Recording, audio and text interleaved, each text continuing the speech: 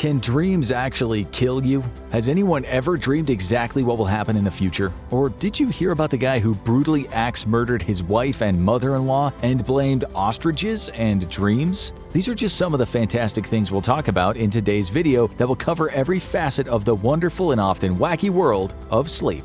Number 50. Unlike many of the dreams we'll discuss today, people who have had so-called wet dreams don't usually complain about them when they wake up from their never-world sexual adventure. Wet dreams are actually very common. The Journal of Sexual Medicine said about 83% of males will have one in their lives. That is, one ending with what's called a nocturnal emission. Men of all ages have them, but puberty is a common time since a boy's sexual hormones are raging. Studies show in some countries boys have them more, such as in Indonesia, where 97% of guys in the study said they've had at least one mission-emission dream before they were 24. In another study titled Frequency of Nocturnal Emissions and Masturbation Habits Among Virgin Male Religious Teenagers, it was shown that some boys refrained from spanking the monkey due to religious concerns. Still, of the boys that said they were against such DIY, about 70% of them had a wet dream. Like it or not, at some point in a male's life, nature will likely run its course during the night. Why? Your brain and body want it to happen. What about women? Number 49. Women too will feel the delights of imagined sex during their slumber. It was reported in the Journal of Sex Research that 85% of women had had a nocturnal orgasm by the age of 21. While women don't produce semen, there can still be discharge, so it's still a wet dream, just not as messy. About 8% of male and female dreams at any age have a sexual theme in them. A study showed that 4% of sex dreams for men and women ended with an orgasm. Still, research shows males tend to have wet dreams more than females. And it's been happening since history was first recorded. Number 48. In the book of Deuteronomy, there's a passage about soldiers having wet dreams. It says, "When you are encamped against your enemies, then you shall keep yourself from every evil thing. If any man among you becomes unclean because of a nocturnal emission, he shall go outside the camp." Poor guy. He was told he'd have to go outside and clean himself and not come back until morning. In many religions back in the day, wet dreams were seen as a kind of impurity. Buddhist scripture talks about demons who either suck your energy or make love to you in your dreams. In the medieval bestseller on witches and all things evil, Malleus Maleficarum, the author issued grave warnings to the people of the 15th century. He talked about succubi, female demons that liked to collect the semen of men they'd seduced while the guys were sleeping. The male equivalent is incubi, which the author said could make women pregnant. As some of you probably know, during the European witch trials between the 14th and 17th century, many thousands of women were tortured for allegedly being witches. It's thought between 200,000 and 500,000 were executed. In some cases, the women became pregnant and were accused of having sex with an incubus. That happened in Ireland in the 14th century to a woman named Dame Alice Keitler.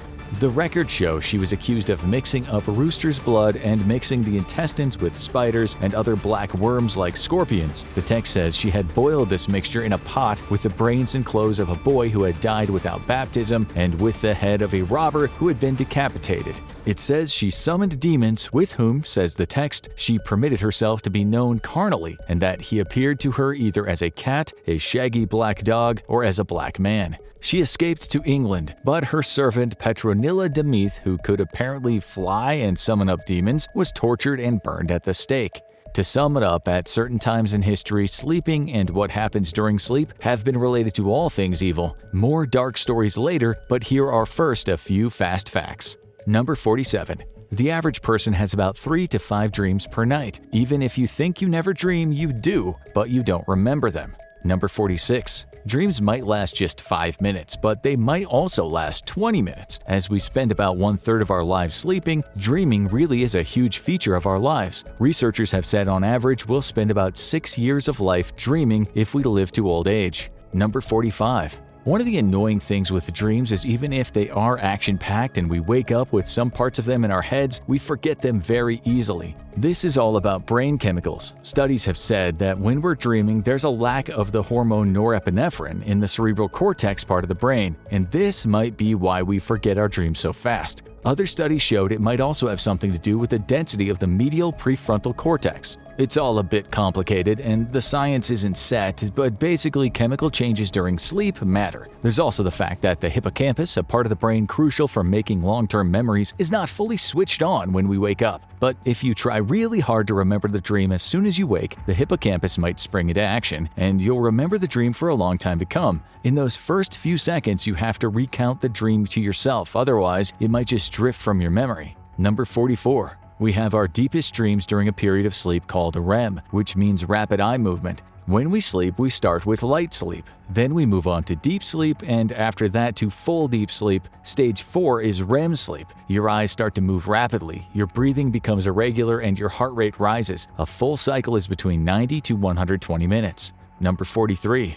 In studies, when people have been awoken during REM sleep, they usually say they have been dreaming in color, but in one study, 12% of people stated all their dreams were in black and white. People over the age of 55 seem to dream in black and white more often. The researchers said this might be because they watched black and white TV as kids. Number 42. Blind people dream. This was put to the test when a study featuring 15 blind adults and their 372 dreams over a 2-month period was recorded. They dreamed a lot about animals, especially their service dogs. They also dreamed a lot about eating. A bad dream for them was often about movement or travel, which is not surprising given how difficult getting around can be. Blind folks' dreams are normally less visual. If they've been blind all their lives, they only dream about taste, smell, sound, and touch. A blind film critic named Tommy Edison explained, "If I were to meet you in a dream, what I would know is your voice, maybe what perfume you're wearing." He said he might dream about someone by how they felt when he touched them. Number 41.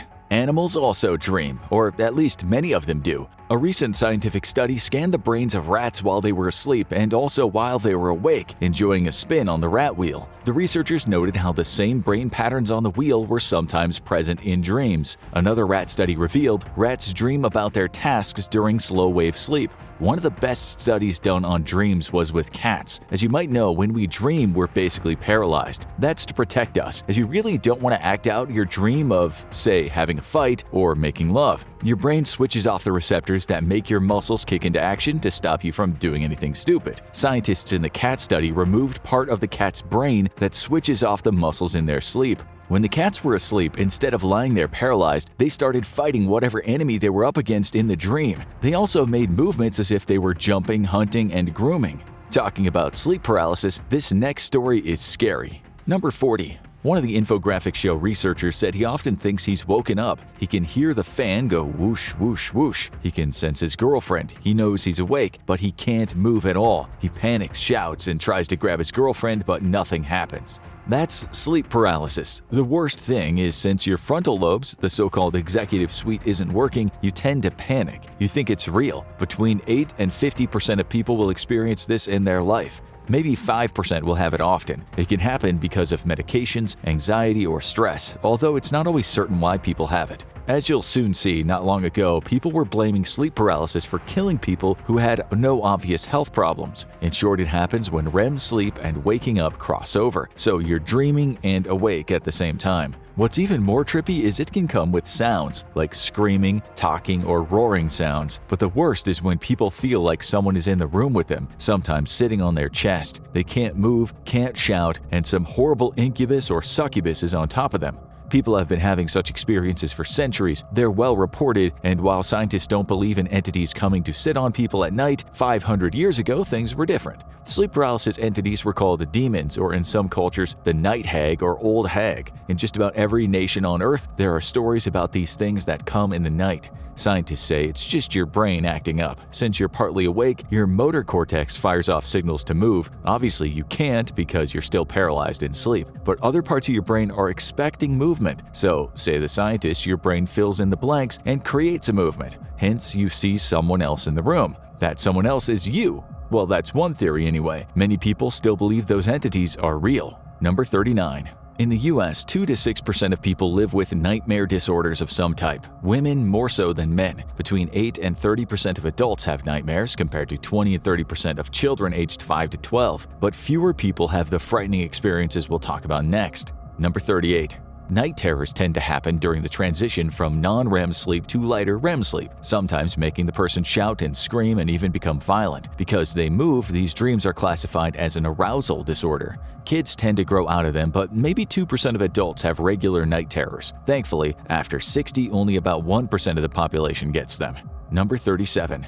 People with PTSD can have violent night terrors. They don't want to hurt anyone, but they might by accident. Here are a few night terror testimonials we found online. Typically, Cass will toss and turn, sometimes curling up or becoming very tense, but recently they become rougher and more verbal, even occasionally pushing or pulling me. I punched my husband in my sleep and screamed, "I'm going to bleeping kill you." I've been violent on more than one occasion. I just remove myself from being in bed with anyone I don't want to kill by accident if I'm sleeping with someone. And from the BBC in 2017, when Liz's husband John attacked her in his sleep and drew blood, she finally realized she could no longer share a bed with him. Okay, but why did these things happen? Number 36. The BBC story about Liz and John described John as a gentle giant, but at some point he kept going to bed and having violent dreams. John had no idea he was moving around when he was having dreams of fighting off tigers, or in some cases snakes biting into his leg. Fighting was the natural thing to do, of course, but the problem for John is he, like many others in the world, have a disorder that means his brainstem doesn't fully make his body paralyzed in sleep. Now for some more fast facts. Number 35. You can dream in absolutely any position, but if you don't want sleep paralysis, perhaps don't sleep on your back. Number 34. If you play video games or eat or watch TV right before bed, you're more likely to have an intense dream. Number 33. People have actually murdered other people in their dreams. We'll talk more about that later. Number 32. If you've ever woken up and felt really content for some reason, and you know it's the dream you just had that made you feel that way, there's a name for it: eunirophrenia. The term was coined by an American psychologist named Dr. Mark Bleckner. Number 31. If you want better dreams that make you feel good, try to lose the stress. Stress is one of the main factors behind crappy dreams. Number 30. It probably won't come as a surprise that men tend to have more violent dreams than women. Men also dream more about other men, while women tend to have just as many dreams about both sexes. Men have more confrontations in their dreams, while women tend to have more dreams about relationships and interpersonal interactions. Number 29. Studies have shown that 65% of men and 70% of women report they've had recurring dreams. Number 28. We often incorporate the sounds around us into our dreams. We're sure you've all dreamed your alarm clock was a different noise in your dream. Being hot or cold can also influence what kind of dream you have. Number 27. You don't invent people in your dreams. All the folks that appear in your dreams are people you know or have seen before, maybe on TV, in the train station, or people you know. Number 26. Scientists say there's a substance that can make you dream while you're awake: DMT. The longer word is dimethyltryptamine. As part of a brew called ayahuasca, Amazonian tribes have been using DMT during ceremonies for hundreds, maybe thousands of years. Only in the past few decades have Westerners, including techie people wanting inspiration and soldiers with PTSD, been going to the Amazon to take part in these sessions. The results are remarkable, but why? Number 25. Scientists who've worked with DMT explained, "We found that the states of deep immersion induced by DMT, often described by users as a breakthrough experience, were paralleled by decreases in alpha brainwaves as well as increases in delta and theta brainwaves. This is very intriguing because we find similar changes in brainwaves when people are dreaming. If you've ever taken DMT, you'll know that even though you're awake, you can blast off into space, or you might find yourself surrounded by cartoon animals. You can talk to toadstools or tunnel down to a hell that will scare the life out of you. These are of your own making, as are your dreams." Number 24. People who've been on ayahuasca trips have talked about overcoming years of depression or anxiety. Some of them have seen the light even though they've had scary experiences. They've been cured. It's hard to say how this will happen. Still, it's probably related to the same reason why researchers at Johns Hopkins said another psychedelic substance, psilocybin or magic mushrooms, also help people overcome chronic depression. The same thing has happened in UK studies when chronically depressed study participants talked about having spiritually significant experiences. A researcher in the UK said it seems as if during these trips, the brain rewires. Depression is often like going around and around, having the same negative fears and thoughts. So, if these waking dream states can help people, does it mean our dreams can unhook us from negative thoughts? It seems so. A professor in the US said dreams can take a painful sting out of difficult or even traumatic emotional episodes experienced during the day. The New Scientist wrote in 2018, "For the first time, researchers have got the evidence that dreams help soothe the impact of emotional events in our lives, acting like overnight therapy." It might not feel like it at times, but your dreams are your friend. Number 23. In yet another study, this time in the US, people's nightmares were recorded. The most common nightmare in the group of 2,000 people was falling. Next up was being chased, then came death, feeling lost, feeling trapped, being attacked, missing an important event, waking up late, someone dying, getting injured, teeth falling out, and natural disasters. Number 22. We don't know exactly what these dreams mean, but we do know they're universal. People from New Zealand to Nigeria, from Italy to India dream about their teeth falling out. All we can do is guess regarding the meaning, but the answer is very likely insecurity. It might not sound like therapy, but at least when you wake up, you know there's something you need to resolve. You should always try to examine weird dreams. As you'll see later, Ted Bundy's best friend once learned a lot from a highly symbolic dream. Number 21.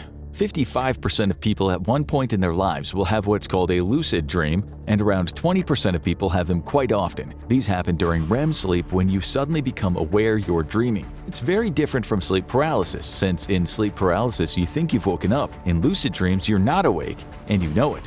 In a lucid dream, you could be chased by a gorilla with 12-inch fangs that look strangely like your grandmother. You're scared, but then you say to yourself, wait a minute, why am I running? This is a dream. And then you wake up. Sometimes you allow the dream to continue, but you won't be scared anymore since you have control of the story. Why lucid dreams happen is another uncertainty. Scientists have talked about brain chemical changes, brainwave activity changes, and the possibility of hybrid sleep. Number 20. A scary kind of lucid dream is false awakening. These Nightmare on Elm Street type dreams are unforgettable. There are certain levels. One is you think you've just woken up, and maybe you head to the bathroom to relieve yourself. A second later, you wake up for real with a warm patch of pee in your bed. Sometimes you might get up and think, damn, I'm late for work, and then wake up for real and see it's Sunday. Ah, sweet relief. Those aren't too scary. The other type is. In these dreams, you really think you've gotten up. You might walk downstairs and open the fridge, but all the time you figure something isn't quite right. You can't put your finger on it though. There's just something ominous happening. Then someone comes out from behind a door, or you realize you don't have a fridge in the kitchen, and you wake up with a jolt. It was a dream, but by God, it felt real. One guy said it happened to him twice, so he woke up with a jolt, told himself it was just a dream, and went downstairs again, but that was also a dream. Maybe this is what inspired the movie Inception. Number 19. There's also something called pre-lucid dreams. This is just when you ask yourself the question, am I asleep and dreaming? Number 18. There is very little brain activity when people are in comas, but people who come out of comas have explained that they dreamed. Some of them said they were stuck in long nightmares. A coma can mean many things, so it all depends on which part of the brain is damaged as to how much you'll dream. Number 17. Writing on the Psychology Today website, a woman said when she was in a coma, she lived a whole different life. She said when she woke up, it felt like someone had pulled me violently from one world I knew to another, as if I had stepped from one room to another. She lived in a different town with lots of stores that she frequented. She had lots of friends in town. Life just went on until she was rudely awakened and was in a hospital bed. What's stranger is that from then on, she'd return to this town in many of her dreams. It was like going back to see old friends she'd abandoned. That's cool, but not as cool as this next story about a man we'll call a pandemic hero. Number 16. A guy from England possibly had the funniest new life dream ever. Well, funny for us, maybe not for him. During the pandemic, he became very sick. He had cancer, and after contracting the virus, he was put on a ventilator. He wasn't expected to live. In his coma, instead of finding a new world full of possibilities, he found himself working as a delivery guy for the Tesco supermarket. He later told the press that for 11 days he was forced to be a Tesco delivery driver with a really crap van. In his new life, which he felt was totally real, a gang in London kidnapped him. They took him to a garage with a wet floor and tortured him with a defibrillator, after which they made him deliver groceries for a living. This was an 11-day epic, which is so good you need to hear some of it in his own words. He explained, the leader of the gang was a dwarf who kept demanding, "I want more money," then also started selling acid tabs. They wanted me to look after a prostitute. My job was to protect her. She worked with other hackers to find out who Banksy was, as he was trying to kill the queen. There was a big event in London next to the Thames that had 2 giant pyramids. There was a film showing that night next to the pyramids that had 3 words displayed: "You are dead." We wonder how many acid tabs he'd taken in his prior life prior to the pandemic. Anyway, the good news is he returned home in much better health. Number 15. Many people have lucid dream superpowers. One guy said when he turns around and runs backward, he is faster than anyone on the planet. Other people have been able to fly at will. People writing on Reddit said in their dreams they'd harnessed fire, shapeshifted, walked through walls, breathed underwater, controlled time, and spat out laser beams. It's a pity the Tesco worker couldn't do those things. He could have saved himself a lot of stress. Number 14. Native Americans or First Nation cultures might use what are called dream catchers, a web to collect bad dreams. The legend states that a spider woman once told an Ojibwe tribe grandmother, "I will spin you a web that hangs between you and the moon so that when you dream, it will snare the bad thoughts and keep them from you." The spider woman protected the tribe, but the tribe expanded and the spider woman couldn't protect everyone. That's why the dream catcher was invented. It later became popular in other tribes, including Cherokee, Lakota, and Navajo. Here's a good example of when a dream helped someone discover the truth. Number 13. We're sure you all know the serial killer named Ted Bundy, a nightmare of a human being. Back when he was a free man, he worked with a woman named Ann Rule, ironically on a crisis hotline that gave advice to people on the edge. For $2 an hour, psychopath Ted helped people who were thinking about hurting themselves. He was good at it. He was also smart and friendly, so Ann Rule became close friends with him. He told her his deepest secrets, and she told him hers. So when he was charged with horrific crimes against women, despite the evidence stacking up against him, she couldn't believe he was guilty until she had a dream. On April 1, 1976, after she just visited Ted in prison, she dreamed of a car accident in which a baby was severely hurt. She picked it up and swaddled it in her arms, screaming at bystanders that the baby needed help. They all turned away. Even an ambulance crew, nurses, and doctors refused to help as she was screaming, "It's going to die if you don't help." In her book about Ted, she wrote, "And then I looked down at it. It wasn't an innocent baby, but a demon. Even as I held it, it sunk its teeth into my hand and bit me." When she awoke, she understood that the baby was Ted. She'd been fooling herself about his innocence. The dream was so powerful that she changed her mind about him. That's one of the great things about dreams. They can bring us closer to a truth hidden deep in the subconscious. Number 12. The venerated American President Abraham Lincoln would have agreed. He believed in the power of dreams and let it be known. Back in his day, many people took dreams seriously. On April 11, 1865, Lincoln was feeling downcast. He turned to his friend and bodyguard, Ward Hill Lamon, and explained why. He said he just had a dream where he saw a corpse lying atop a catafalque in the White House's East Room. He said the subdued sobs of mourners filled his ears. He then asked a soldier who was in the coffin. The soldier replied, "The president, he was killed by an assassin." A few days later, while watching the play Our American Cousin at Ford's Theater, Lincoln was shot by an assassin. He died the next day. Number 11. In those days, the dreams of famous people were published in newspapers. It was believed that dreams could tell us about the future, especially recurring dreams. According to the Sleep Foundation, between 60% and 75% of American adults have recurring dreams. 77% of those recurring dreams are negative. Number 10.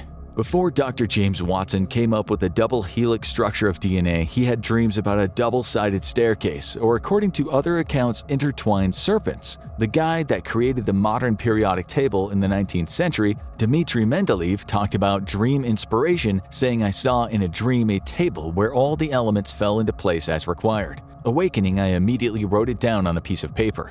In 1816, a teenager named Mary Shelley was visiting the poet Lord Byron in Geneva when she dreamed of a hideous phantasm of a man, stretched out, and then, on working of some powerful machine, show signs of life. She then got to work on her novel Frankenstein. James Cameron said he had a fever dream of an image of a chrome-like skeleton emerging from a fire, which he said had a metallic torso holding kitchen knives. That's where the idea of the Terminator came from.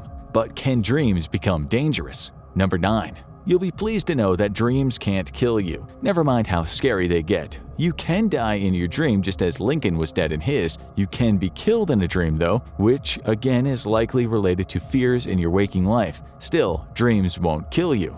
Number 8. That's not what you might have heard though. In the 1980s, after the US had bombed the hell out of Vietnam, Laos, and Cambodia, a lot of people from those countries went to live in the US, many carrying extreme trauma from all the chaos they'd seen. Then something strange happened. About 100 young Hmong men just died in their sleep. Physicians said there didn't seem to be any underlying cause. The men had gone to bed healthy and didn't wake up. Scientists gave it a name, Sudden Unexplained Nocturnal Death Syndrome, or SUNS. It should be noted that this part of the world is super superstitious when it comes to spirits and ghosts. So when all those Hmong guys, many in their early 30s, just started kicking the bucket, people believed it might have been related to spirits. Many of the Hmong said these men had been visited by a spirit that sits on the chest, which is called sleep paralysis in the West. The Hmong call this malign ghost Da Chua. So the question for the US scientists was related to if there was a connection between sleep paralysis and suns. Meanwhile, Hmong men were scared out of their wits, not knowing if the evil spirit woman was going to get them in their sleep.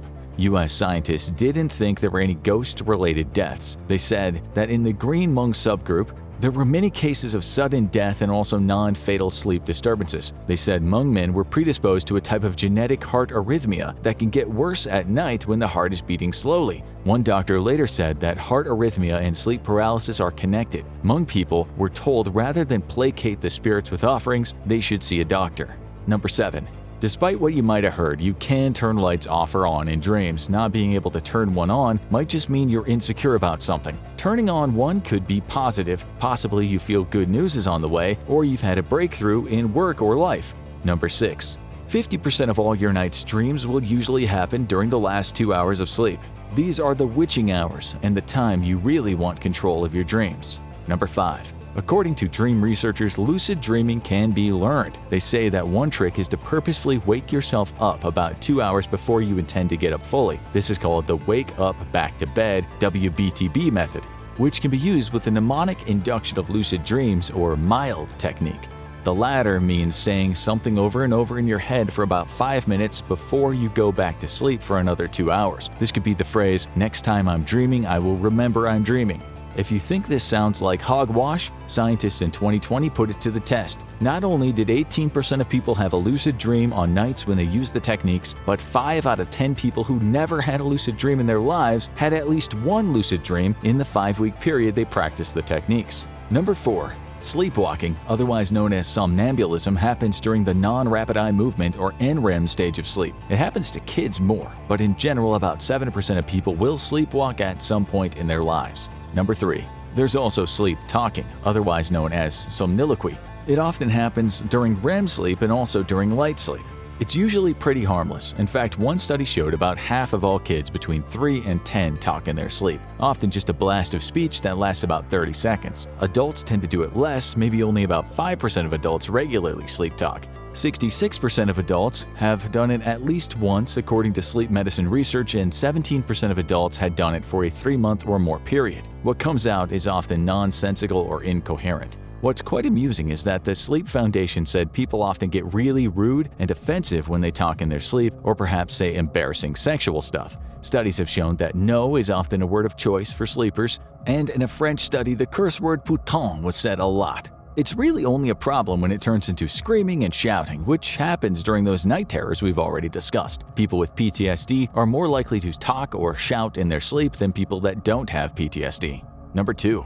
There's also a nocturnal sleep-related eating disorder, NS-RED. This means people sleepwalk to the fridge or another food source. Studies have shown that they'll often eat anything, so ice cream with pizza covered in custard and curry is just fine. One study said injuries resulted from the careless cutting of food or opening of cans, consumption of scalding fluids like coffee or solids like hot oatmeal, and frenzied running into walls, kitchen counters, and furniture. Even worse, people have eaten toxic substances including cleaning agents and glue. Thankfully, this is very rare. NS-RED happens to only 1 to 5% of adults. It's usually connected to other sleep disorders, eating disorders, and might be related to major depression and severe anxiety. It can also be embarrassing since people and families wake up to find what looks like a family of bears have been through the kitchen in the night. One guy said he did it all the time, explaining that every other night he'll wake up in a bed filled with food, a Hansel-esque trail of crumbs littering my bedroom and kitchen floors. Okay, last one, the weirdest one, even after what you've just heard. Number 1. If you see someone sleepwalking, don't shock them with a slap or shout at them, be gentle. Lead them back to bed. The reason is they might do something dangerous. They could hurt you or themselves. In 2005, a 15-year-old girl climbed 130 feet to the top of a crane near her house outside London in the UK. When firemen got to her, they discovered that she was fast asleep. She had no idea she walked out of her house and climbed the crane, an incredibly risky adventure. Also in 2005, the British press talked about a man who had just been cleared of killing his 83-year-old father. The old man had been kicked and punched and jumped on, giving him 90 injuries. When the son woke up, his father was in the house driveway looking like he'd gone 12 rounds with an escaped chimpanzee on Xanax. The son was later subjected to what was called the most detailed scientific tests in British legal history, and he got off even though he had a history of violence. Scott later in the US was not so lucky. After in the 1990s he claimed he was sleepwalking when he stabbed his wife dozens of times and dumped her body in a swimming pool. In 2021, still in prison for murder, Falater said, "All I can say is I do not know what happened. I do know for sure I never planned it. There was nothing for me to gain from it." In Spain in 2001, a man who murdered his wife and mother-in-law with an axe said he was dreaming about fighting ostriches when he was chopping the two women up. That excuse didn't work in the courts, but surprisingly the so-called sleepwalking defense has worked a few times throughout modern history. Now you need to watch this gruesome tale, Russian Sleep Experiment Explained, or have a look at Human Sleep Experiment that went horribly wrong.